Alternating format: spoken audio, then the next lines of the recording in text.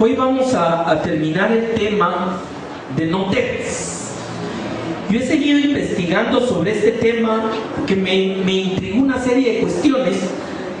Cuando le comentaba que más de 360 veces en la Biblia Dios habla de miedo, de temor, de no temas, etc. Y estuve viendo un dato que es curioso. Más o menos estuve viendo unas 60 escrituras a lo largo de toda la Biblia, y el no temas casi siempre viene acompañado de la frase: porque yo estoy contigo, yo voy delante de ti, no te voy a dejar. O sea, hay una plena conexión entre el no temas y el yo estoy contigo. O sea que el pivote, el centro sobre que descansa la exhortación de no temas es porque Él está con nosotros. Y eso llenó mucho mi corazón, porque hay muchas situaciones y circunstancias donde Dios tiene primero que echar fuera el temor para que pueda desarrollarse la fe. Fue el último tema que estuvimos hablando la semana pasada. Solo recordando algunos elementos antes de entrar en la parte final del mensaje. Habíamos empezado de Deuteronomio 28 en lo que se llama la ley de la guerra, donde Dios mandó que si en el ejército, a la hora de ir a la guerra, había gente con miedo, la mejor la mandaran de regreso a su casa. Le voy a leer el versículo porque es bien importante. Dice: y volverán los oficiales a hablar al pueblo y dirán: ¿quién es el hombre medroso y pusilánime? Vaya y vuelva hacia su casa, y no apoque el corazón de sus hermanos como el corazón suyo. Habíamos hablado de tres palabras ahí, que es medroso, pusilánime y apoque. Las tres significan simplemente el contagio del miedo. Eso es así de sencillo. El miedo se encuentra en el corazón. Dice: no apoque el corazón como de sus hermanos como el corazón suyo. El segundo elemento es que vemos que representa el impedimento más grande para hacer algo, el miedo. Y finalmente habíamos platicado que lamentablemente además es contagioso, y para eso estudiamos un pasaje en 1 Samuel 17. Hoy vamos a tocar algunos elementos de ese pasaje, pero el punto era que cuando venía Goliat y los amenazaba, dice la palabra que se llenaban de miedo y empezaban a hablar unos con los otros y salían huyendo. Habíamos platicado también que el concepto del miedo en la Biblia tiene una raíz etimológica que significa huir. O sea, regularmente el miedo viene conectado con salir huyendo. Y el otro aspecto que habíamos explicado es que cuando se habla de temor a Jehová, no es la misma expresión que usa como no temas o como temor en ese sentido, sino es una palabra que se traduce en respeto y reverencia. O sea, cuando dice el principio de Jehová, el principio de los mandamientos es el temor a Jehová, se refiere a respeto y reverencia, no a miedo. No es la palabra griega phobos, de donde tenemos al español todo lo que son palabras como fobias. Una fobia no es otra cosa que phobos, que es la palabra que significa miedo en el griego, y que en la traducción que se hizo en las escrituras siempre se trajo como palabra de miedo. Ahora, vimos también que el miedo nació en el huerto de Edén. O sea, el hombre conoció el miedo como una reacción casi inmediata al pecado. ¿Qué hicieron cuando pecaron? Tuvieron miedo. Y tuvieron miedo de Dios, que es lo más tremendo, y se fueron a esconder. Ahí podemos ver todos los elementos juntos, y vimos que a partir de ahí el miedo ha sido prácticamente un motor negativo para que la gente no haga cosas o deje de hacer, o simplemente viva con sufrimiento en su corazón por el miedo, etc. Habíamos estudiado también qué produce el miedo. El miedo produce antes que nada incredulidad, porque algo que estuvimos cerrando la semana pasada, y es donde voy a empezar esta mañana, es que el miedo y la fe son completamente adversos, como la luz y la oscuridad. O sea, usted sabe que en un lugar no puede haber las dos cosas juntas. O hay luz o hay oscuridad, pero no pueden haber las dos cosas. El día y la noche nunca funcionan juntos. O es de día o es de noche. hay momentos de cambio, pero siempre o es día o es noche. Son completamente antagónicos. Eso significa que dos cosas no pueden coexistir. Antagónico es algo que no permite, o hay una cosa o hay otra. Igualmente la fe y el miedo son absolutamente antagónicos. Si la persona tiene miedo, en ese momento está destruyendo su fe, no tiene fe. Y si la persona tiene fe, esa fe echa el temor afuera. O sea, hay una coherencia prácticamente totalmente contraria entre fe y miedo. Eso era lo que estábamos viendo. Ahora, incredulidad no es otra cosa que la ausencia de fe. Y cuando venía aquel gigante a desafiar al ejército de Israel, dice la palabra que tenían gran miedo y todos hablaban y huían de la presencia y tenían gran temor. Fíjense las expresiones que usa la Biblia. ¿Por qué? Porque no tenían confianza en Dios, así es sencillo. El contraste que encontramos en el pasaje es entre David y todo el pueblo, el mismo Saúl. David nos enseña qué es la fe y en qué se sustenta para enfrentar al gigante. ¿Por qué? Porque no tenía miedo. Ahí se escapa la palabra de la ausencia de miedo, porque tenía fe. Y es lo que vamos a ver un poquito hoy. El otro elemento, veíamos también en el mismo pasaje que el miedo produce impotencia. O sea, una persona que tiene miedo de algo no está dispuesta a enfrentarlo, no está dispuesta a verse cara a cara con la situación, sino sale huyendo. Y ese es el punto que vimos, y por eso hablábamos de que la mecánica de la forma de cazar del león es el miedo. ¿Cómo? Rugiendo. Un rugido de león paraliza a la víctima. Por eso Pedro escribe que el diablo anda como león rugiente, viendo a quién devorar. Estuvimos viendo también que el miedo también se traduce en otras dos cosas más, que es el afán y la ansiedad. Una persona que tiene miedo de algo es una persona que se llena de afanes y de ansiedad. Está siempre viendo qué va a hacer, qué va a pasar, y es con expectativa de lo peor. Jesús dijo claramente: no os afanéis qué comeremos o qué beberemos. ¿Por qué? Porque simplemente el afán se produce en una expectativa negativa. O sea, está preocupado viendo qué va a pasar el día de mañana. Por eso Jesús habló de eso. Vimos un caso muy tremendo donde Job dice: el temor que me espantaba me ha venido. Y oiga esto: y me ha acontecido lo que yo temía. No he tenido paz, no me aseguré, ni estuve reposado. O sea, fíjese todos los detalles que nos da. Eso es Job 3, 25 y 26. O sea, que si hay temor, simplemente no hay paz y tampoco nos sentimos seguros. Es lo que dice Job. Se lo vuelvo a leer: el temor que me espantaba me ha venido y me ha acontecido lo que yo temía. No he tenido paz, no me aseguré, ni estuve reposado. Ahora, llevemos esto a un plano para ir aterrizando antes de entrar en la parte final. Una persona que tiene miedo de algo es una persona que lógicamente se llena de ansiedad, se llena de afán, y si puede va a salir huyendo para no enfrentar la situación. Y es una persona que simplemente no va a tener paz ni reposo. ¿Es correcto o no es correcto? Entonces, nótese cómo, si amarramos que la fe y el miedo no pueden convivir, y vemos que una persona tiene miedo y eso le genera afán, ansiedad, le quita la paz, no puede estar reposado, lo que podemos entender es que la fe produce todo lo contrario. O sea, una persona que tiene fe es una persona que tiene paz, es una persona que está reposada porque sabe que Dios está en control de cualquier situación de su vida. ¿Entiende cómo se amarran todos estos elementos? Y nótese que lo hemos ido viendo por diferentes ángulos, y al final una de las cosas más terribles es que no sea creyente. Aquí le voy a poner un ejemplo.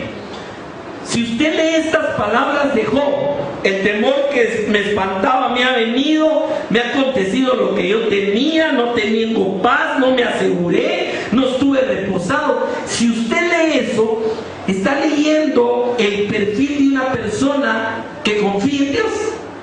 Definitivamente no. Sin embargo, la Escritura nos informa de boca de Dios directamente que es ser un varón perfecto delante de Dios. O sea, ¿qué quiero decirle con esto? Que el tema del miedo no necesariamente lo hace a usted perder el ser hijo de Dios, ¿me entiende? Pero es triste que un hijo de Dios, alguien que conoce al Señor, que conoce su palabra, alguien que ha caminado con Dios, deje que el miedo destruya su fe. ¿Entiende el punto?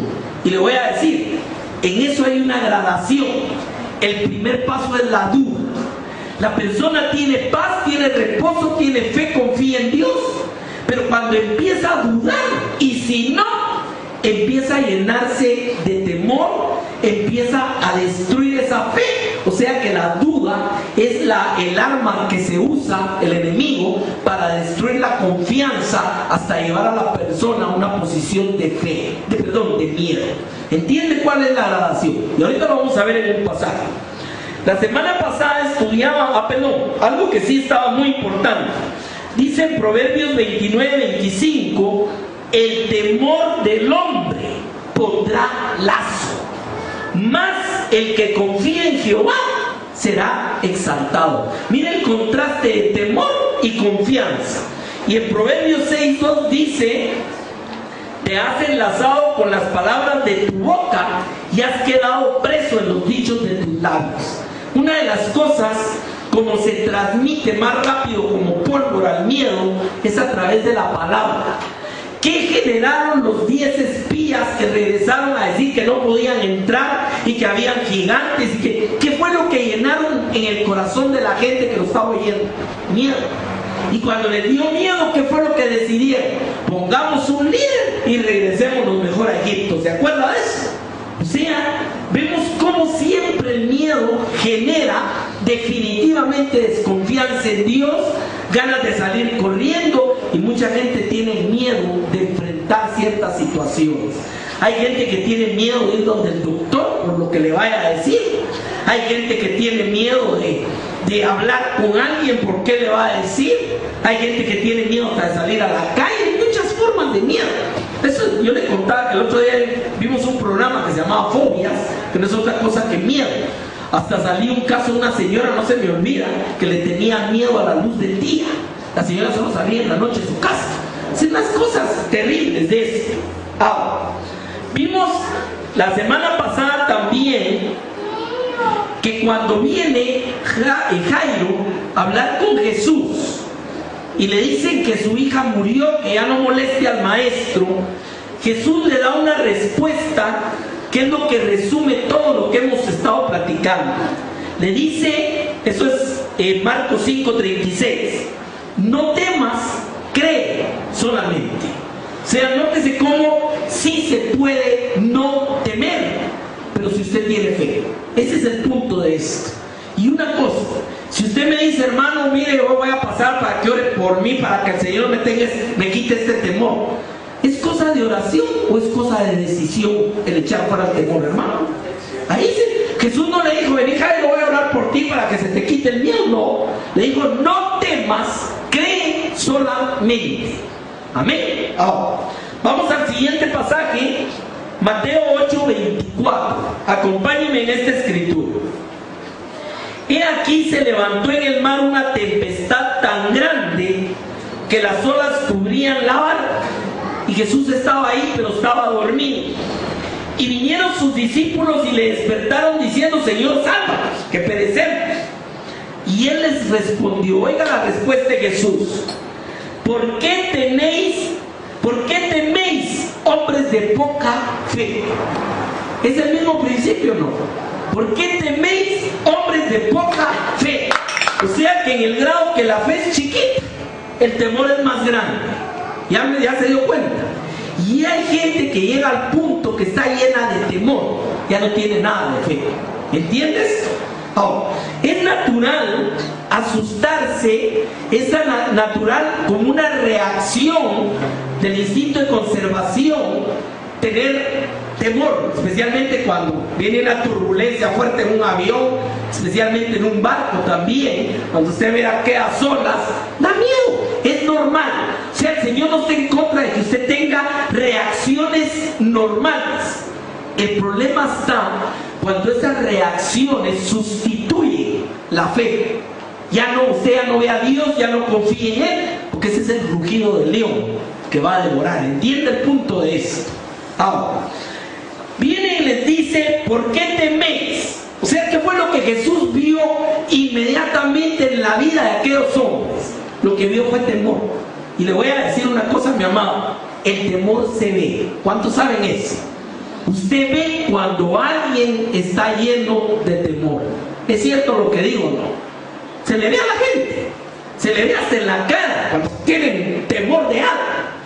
Y el temor, lógicamente, va contra la fe. Por eso Jesús inmediatamente dice, no temáis, hombres de poca fe. O sea, lo que estaba viendo era una fe que se reducía y un temor que crecía ante las circunstancias. Ahora, Él no está negando las circunstancias, ese es el punto que vamos a ver a continuación. Dice entonces, levantándose, reprendió los vientos al mar y se hizo grande bonanza. Esto después ellos se asustaron. Dice, ¿quién es este que al mar calma y reprende a la tormenta?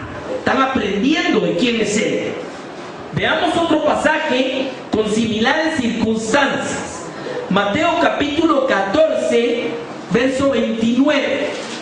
En este pasaje Jesús ha estado orando en el monte después de haber sanado gente y ministrado, y ellos se embarcaron para ir a Capernaum y van a medio lago de Nazaret y nuevamente hay una tormenta. Se levanta el oleaje, etcétera, y a medianoche ven venir caminando a Jesús sobre las olas y dice que tuvieron miedo, pensaron que era un fantasma o algo así. Ahí lo dice la Escritura. Viene y dice la Escritura que Pedro le dijo, si eres tú, que llámame que yo descienda y vaya a ti. Fíjense, si algo me gustaba de Pedro era ese carácter impulsivo siempre. O sea, yo quiero ir, si eres tú, yo quiero caminar allá donde tú venís. Y dice el verso 14, Mateo 14, 29, y Jesús le dijo, ven. Y descendiendo Pedro de la barca, andaba sobre las aguas para ir a Jesús. O sea, me quiero detener un momentito. ¿Era normal lo que estaba haciendo Pedro, hermano? Todo el mundo camina sobre las aguas. Este es un elemento muy importante. Muchas veces Dios nos llama a hacer cosas que no son normales. No sé si me entienden lo que quiero decir. La vida de fe es una vida que a veces tiene que pasar encima de situaciones que en lo normal ni nos atreveríamos. Ese es el punto de eso. Pero ¿qué pasó? Dice el verso 30. Pero al ver, y aquí quiero detenerme un momentito en lo siguiente.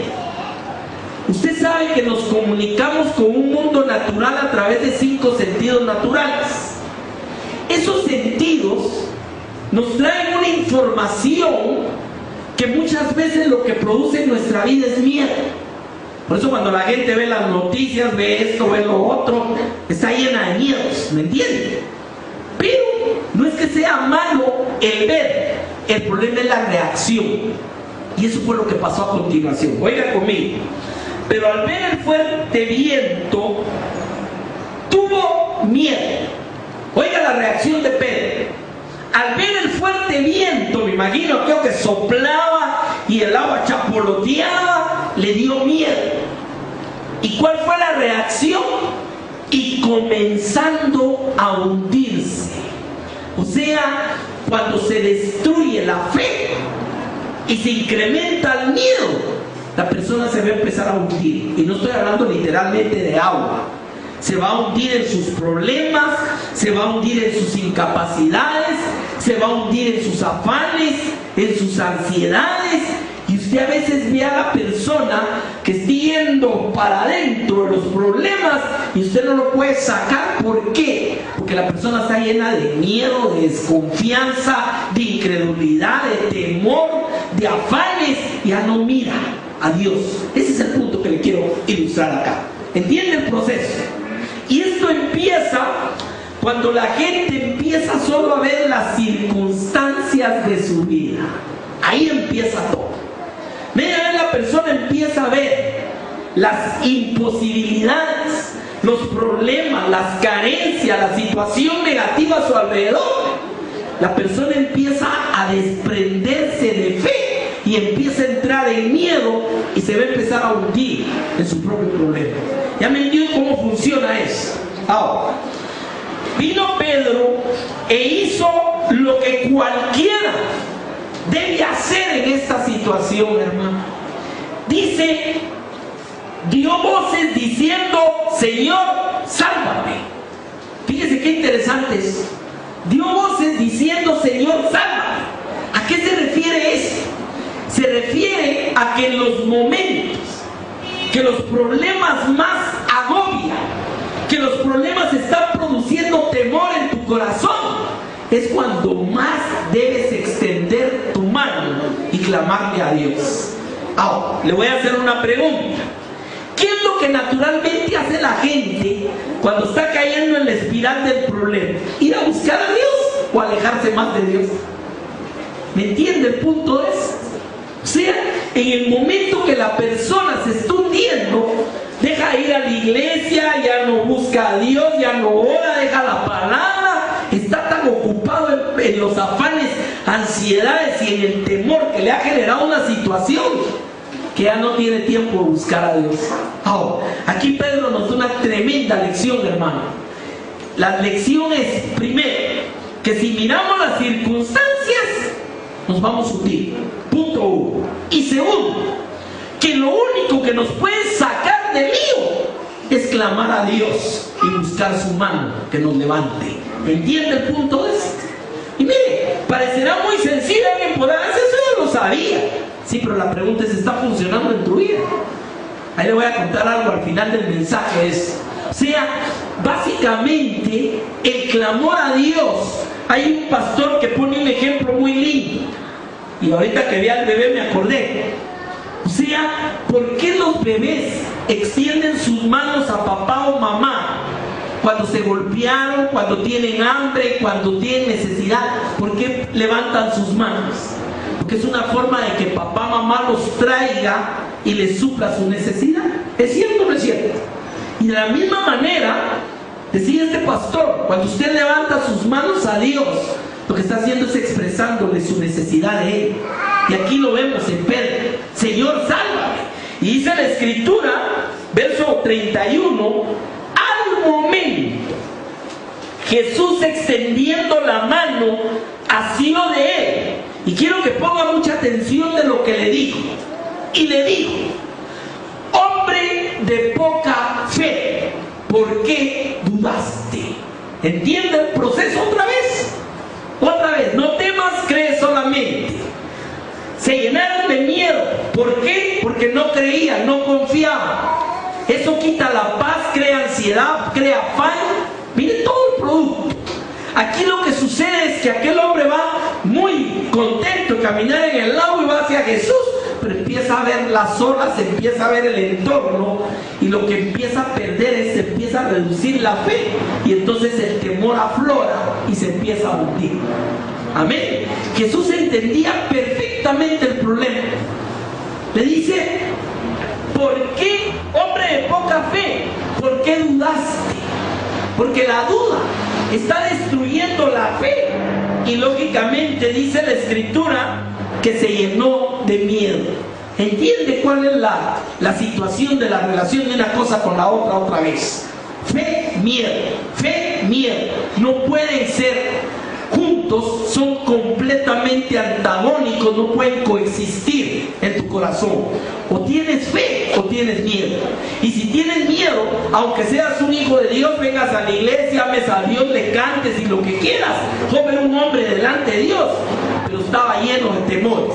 El temor que yo tenía me ha venido, lo que yo tenía miedo me aconteció, no he tenido paz, no he tenido reposo. Esa era la vida de joven, hermano.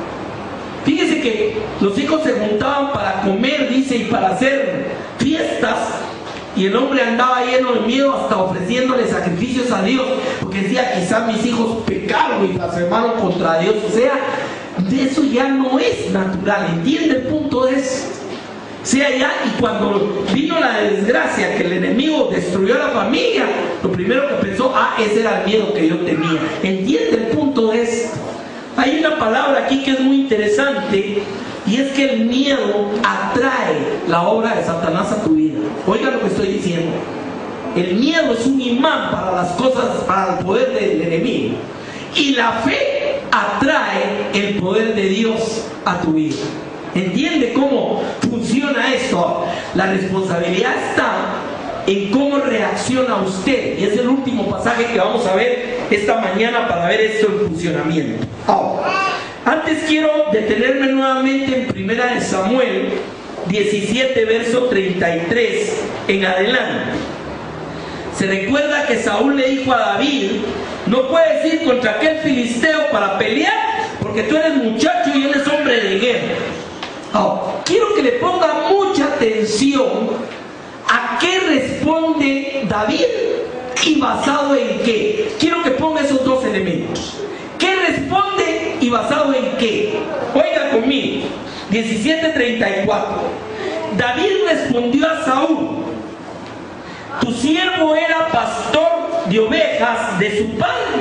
Y oiga, y cuando venía un león o un oso y tomaban un cordero de la manada, salía yo tras él y lo hería y lo libraba de su boca, y si se levantaba contra mí, yo le echaba mano de la quijada y lo hería y lo mataba. Oiga, yo le hago una pregunta. David era un hombre valiente. O sea, ¿quién va a ir detrás de un león para quitarle la oveja o de un oso? O sea, definitivamente aquí lo que cuenta es un factor que se llama experiencia con Dios. ¿Ya me entendió? Cuando usted aprende a echar fuera el temor y a confiar en Dios, va a ver la gloria de Dios. Pero ¿qué va a pasar la siguiente vez? ¿Va a ser más fácil confiar en Dios? Eso es lo que está contando David. Fíjense, siga leyendo conmigo. Verso 36. Fuese león, fuese oso, tu siervo lo mataba como consecuencia. O sea, esa experiencia con Dios, de que me libraba del león, me libraba del oso. Por eso, oiga lo que le dice: y este filisteo incircunceso será como uno de ellos, porque ha provocado al ejército del Dios viviente. ¿Qué le dijo David cuando vio al gigantón? Tú vienes a mí con lanza, con escudo, con esto. Yo vengo a ti en el nombre de Jehová de los ejércitos, al que tú estás desafiando. ¿En qué se basa el fortalecimiento de la confianza en Dios, de la fe en Dios? ¿Qué es lo que te ayuda a echar fuera el temor? En la experiencia con Dios. ¿Ya entienden? Para David no era nuevo. Este es un grandulón, pues no es más grande que los leones que he matado, no es más grande que los osos que he matado, y esos tienen unas garrotas de ese tamaño. Pero fuese león, fuese oso, Jehová mi Dios me ha librado. ¿Ya me entiende cómo viene el contraste de esto?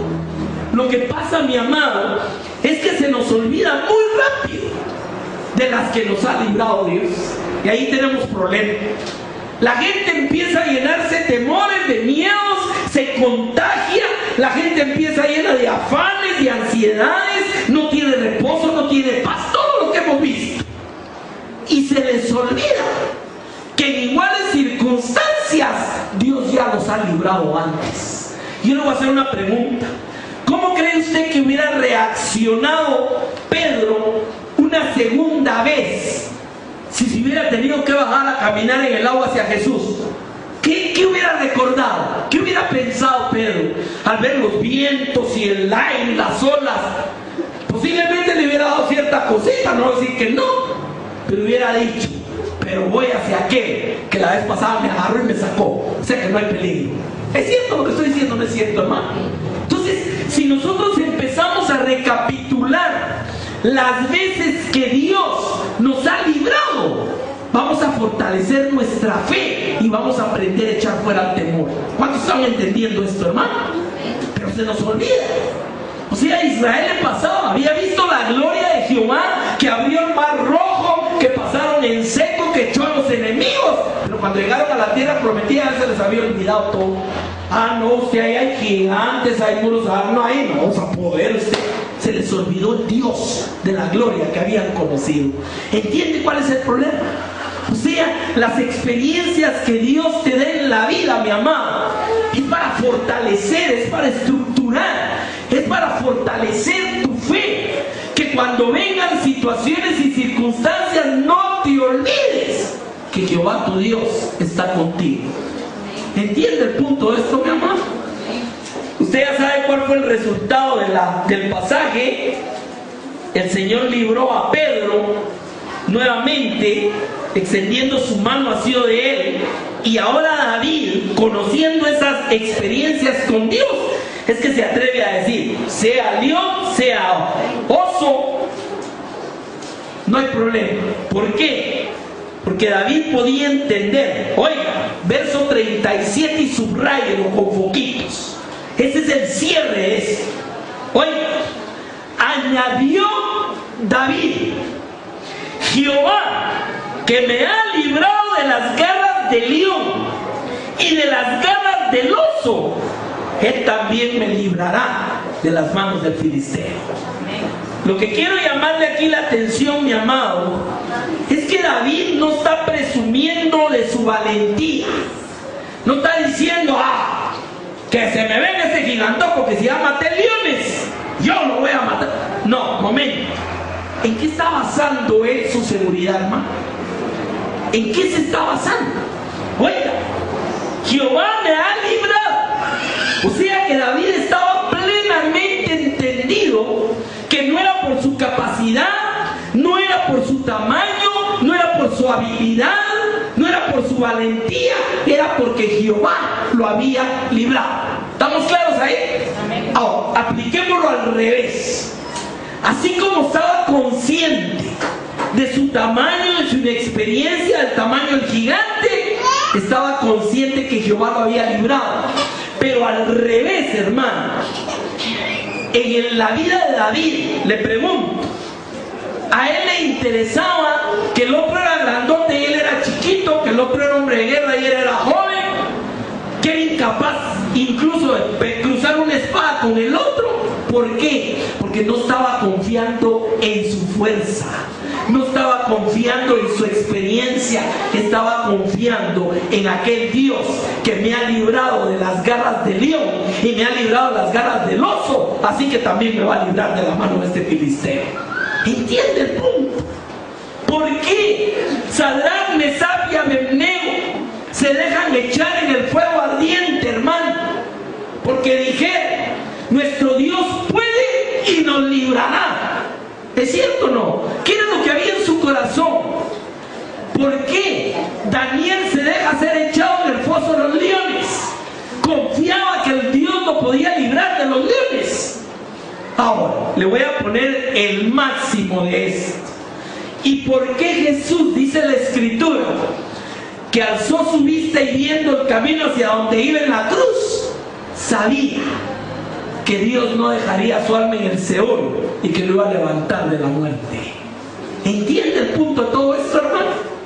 Ahora, aquí aplica lo siguiente: debemos tener miedo de la muerte si sabemos que hay alguien que nos levantará. Todo el que cree en mí, aunque está muerto, vivirá. Porque donde yo estoy, Él estará conmigo. Porque no los dejaré ni los desampararé. Porque vendré por vosotros, no los dejaré huérfanos. Hermano, toda esa palabra que nos lleva al corazón. ay no hermano, es que uno nunca sabe. ¿Será así la cosa? Ahora, la fe se ve, se vive. Y la fe aplica en muchos sentidos de todas las fases de nuestra vida, hermano. Voy a tener miedo y mire, déjeme decirle algo. No solo tiene que ser un Goliat en tu vida, o no solo tiene que ser un elefante y una cosa grandota. Dios te da victoria en las cosas chicas también. ¿Cuántos sabemos eso? Porque a veces uno dirá, bueno, sí, mi Dios está conmigo y que si viene el gigantón, ay, pero este problemita, si no, ¿será que Dios está contigo en todo? ¿Entiende el punto de eso? O sea, ese no temas, cree solamente, será aplicable cuando se te murió alguien o cuando tienes una enfermedad grave, o será aplicable a todas las cosas de nuestra vida, mi amado. No temas, cree solamente. ¿Por qué dudaste, hombre de poca fe? ¿Qué le dijo el Señor a otra persona? No te he dicho que si crees que verás la gloria de Dios. Y lo dijo con un muerto 4 días. Podría. Cuando la hermana dijo, ay, si hubieras estado aquí, le dijo, no te he dicho que si crees verás la gloria de Dios. ¿Entiende el punto de esto, mi amado? Mire, esa es mi posición ante la muerte, entre los que ya se fueron también. Yo creo que en el momento que usted le entra ansiedad, afán y pierde su paz por aquel que se fue, usted está teniendo incredulidad en su corazón. Y dice que sin fe es imposible agradar a Dios. Ojo con eso. Amén. ¿Por qué? Porque tenemos confianza a dónde vamos. Tenemos confianza de quién somos. Lo que debe estar muy claro en nuestro corazón, amado, es que somos del Señor. Eso sí, mire, eso sí, tenga miedo si no. Pero si usted en su corazón sabe que su corazón es del Señor y que usted le ha entregado su vida y está caminando bajo su estructura y bajo su palabra, hermano, no temas, cree solamente. Amén. Terminemos viendo otro pasaje, mi amado. Vamos a ver un pasaje que se encuentra en Segunda de Crónicas, en el capítulo 20 y a partir del verso 12. Quiero que vea esta historia porque es muy importante. ¿Cuál es el contexto? Los enemigos de Israel habían venido en una multitud. La palabra usa una expresión que dice como la arena del mar. Yo me imagino aquellos gentíos que ya ni se distinguía cuántos eran, y se habían agrupado en un lugar que está como, no sé, unos 40, 50 kilómetros de Jerusalén. Está a la orilla del Mar Rojo, que se llama Engadi. Y en ese lugar, es una planicie, se había juntado una gran multitud de enemigos. Venían los moabitas, todos los de la región venían para destruir Jerusalén. Y viene y le llega el mensaje al rey de que los enemigos han venido, y le cuentan cuántos vienen. Y la reacción del rey es lo que yo quiero estudiar con usted esta mañana, porque vamos a encontrar varias fases. La primera fase es reconocer mi realidad. La segunda fase, confiar en Dios. Y la tercera, empezarlo a alabar. Fíjense, 3 cosas bien claras. Ya se las adelanté. Veamos. Segunda de Crónicas 20, 12. Viene el rey y empieza a orar a Dios. Miren lo que le dice. Oh Dios nuestro, no los juzgarás tú, porque en nosotros no hay fuerza contra tan grande multitud que viene contra nosotros, y no sabemos qué hacer, y a ti volvemos nuestros ojos. Me quiero detener un momentito. Si ya se dio cuenta que no puede, ya se dio cuenta que no sabe ni cómo entrarles, tiene la decisión de 2 cosas. O se llena de miedo y le dice al pueblo, muchachos, vámonos huyendo y que no nos encuentren, vámonos para el otro lado. O busca a Dios. ¿Ya se dio cuenta de la decisión de esto? Otra vez lo mismo, nuevamente. Y ahí va a ver el mensaje que Dios les envía varias veces y lo remata. Ahí, ahorita póngame atención en esto. O sea, no está negando el problema. Ese es un aspecto muy importante en esto, hermano. No es que la gente diga, mire, Dios es grande, ni mire el problema. No, yo no estoy hablando de eso. La ciencia cristiana niega el problema. Eso no es ciencia cristiana, ¿entiende? O sea, no es decir, no lo veo, no lo veo. No. Usted está consciente del problema. Aquí el rey no está diciendo, no viene nadie, sigan viviendo tranquilos, aquí no va a pasar nada. No es cierto. Sí reconoce que hay una gran multitud que viene contra ellos y que ellos no tienen fuerza para enfrentarlos. Mire este punto. Y el otro punto, hermano, dice, no sabemos qué hacer. O sea que está reconociendo, aquí no hay técnica, no hay táctica, son tantos. Es tanta la diferencia y están a las puertas de nosotros que realmente ya no podemos hacer nada. Pero lo que podemos hacer, lo hacemos. ¿Qué fuera lo que podían hacer? Buscar a Dios. ¿Ya estamos ahí, hermano? Bueno, síganme, porque esto es bien lindo. Verso 13.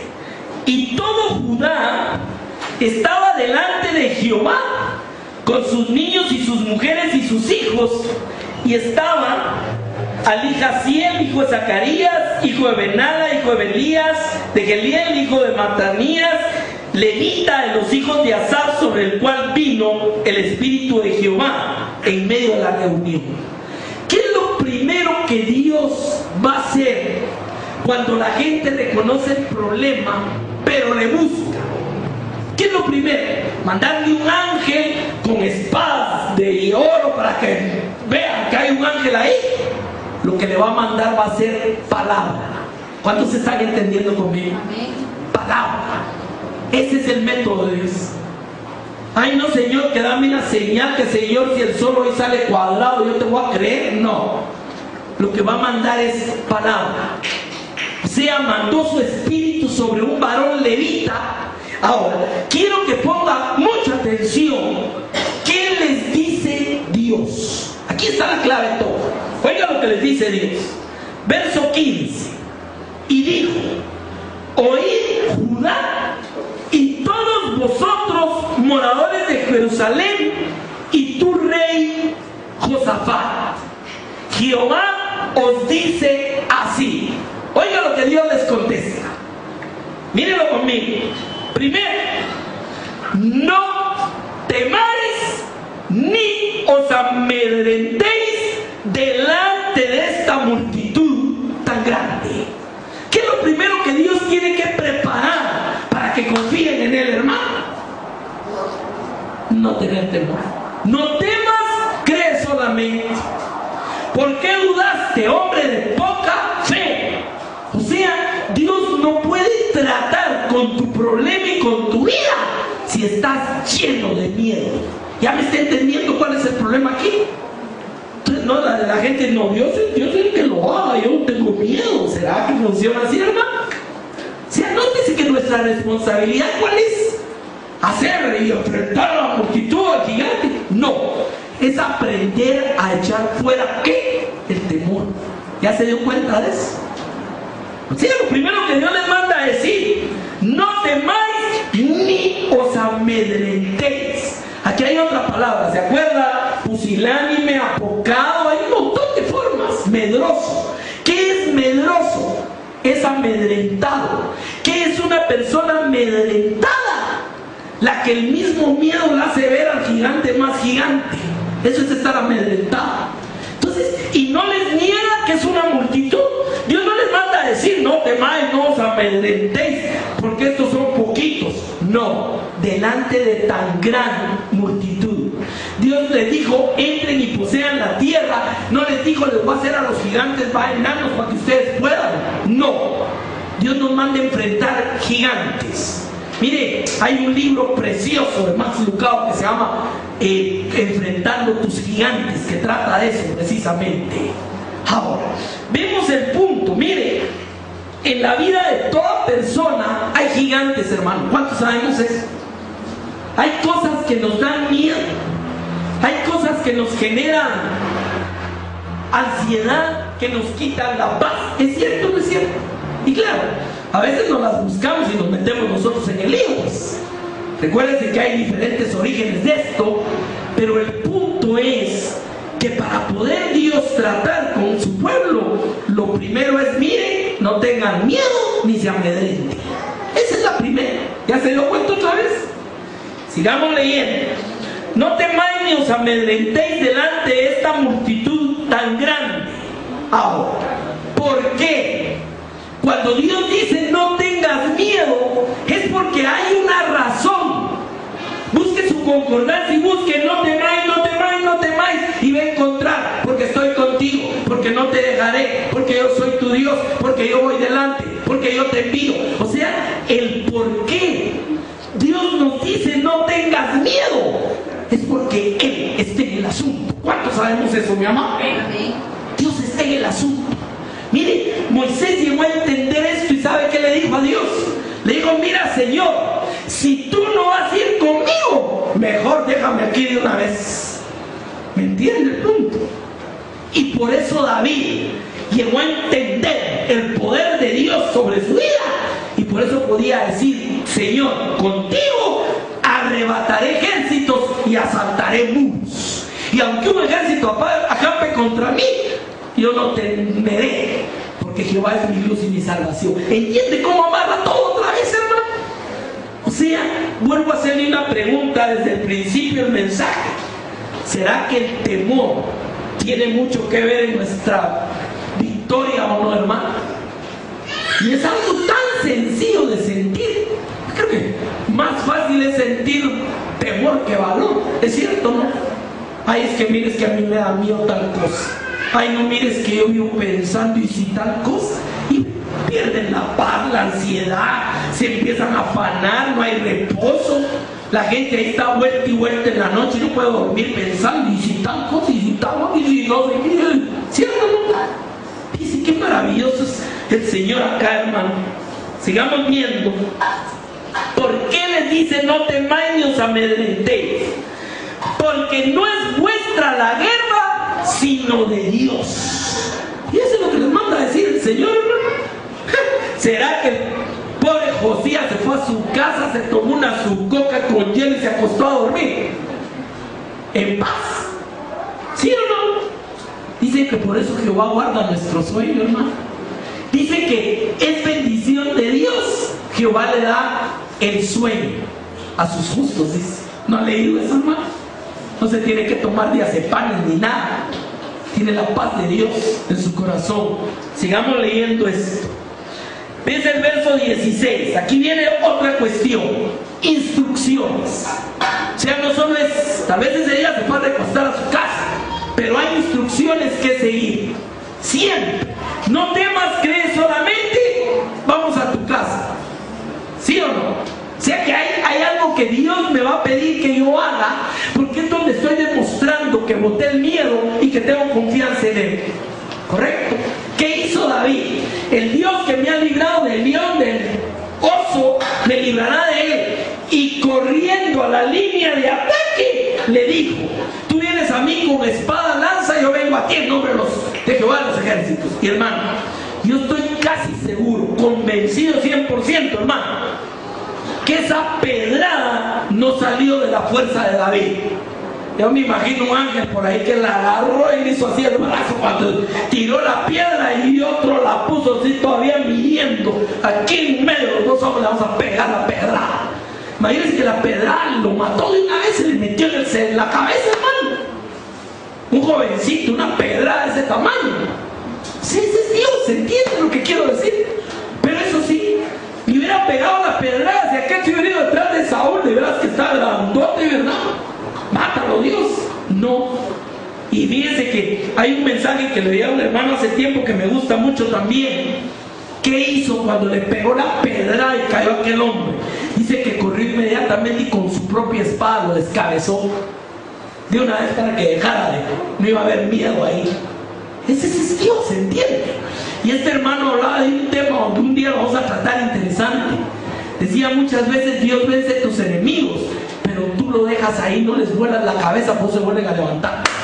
Me gustó ese tema, hermano. Sigamos viendo esto. Mañana descenderéis contra ellos. He aquí que ellos subirán por la cuesta de Cis, y los hallarás junto al arroyo antes ciudades del desierto de Jeruel. No habrá para qué peleéis vosotros, no es siempre. A veces los mandó a pelear y les dijo, vayan y peleen. Y cuando iban venciendo le levantaban las manos a Moisés, ¿se acuerdan? Hay veces, pero en este caso les digo, no, ahora ni van a pelear. Ahora lo voy a agarrar yo de una vez para que aprendan quién es su Dios. Ahí está el punto.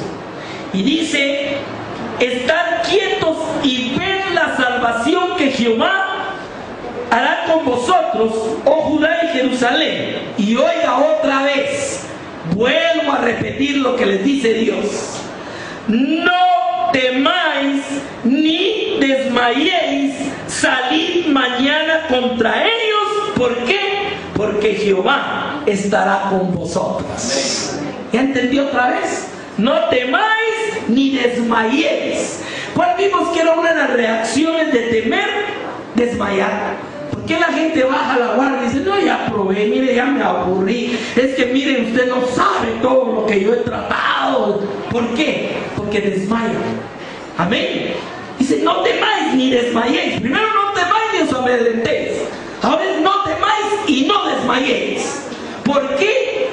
Porque la guerra no es de ustedes, es mía, dice Dios, primero. Y segundo, no temáis ni desmayéis, porque yo estoy con vosotros. ¿Ya entendió la diferencia de esto, hermano?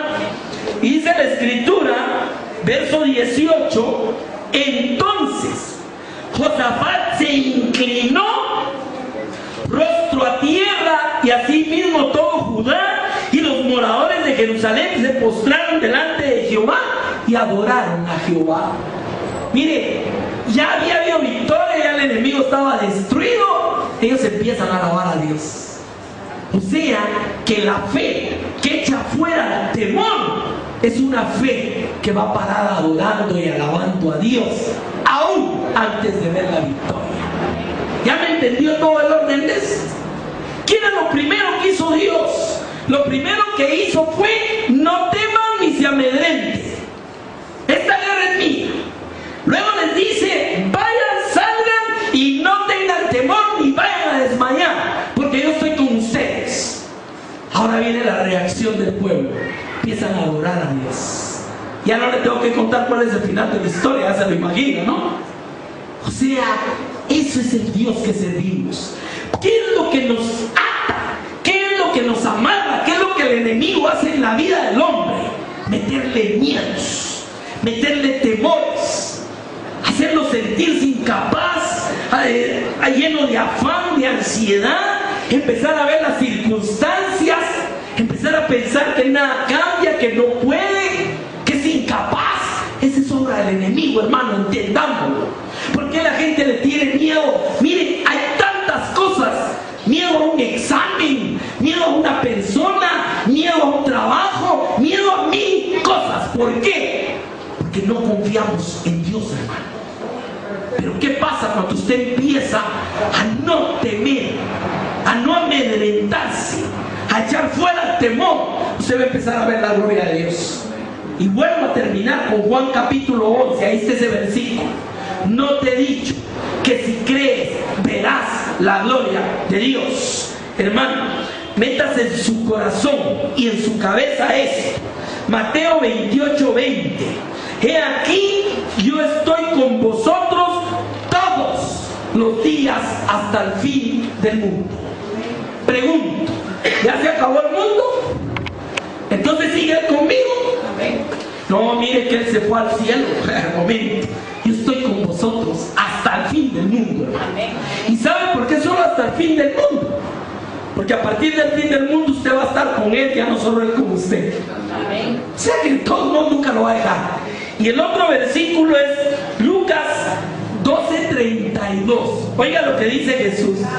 No temáis, manada pequeña, porque a vuestro Padre le ha placido daros el reino. Hermano, termino esta mañana preguntándote, ¿realmente estás dispuesto a creer y echar fuera el temor de tu vida? Vas a empezar a ver la gloria de Dios. Amén. Vamos a orar en esta mañana.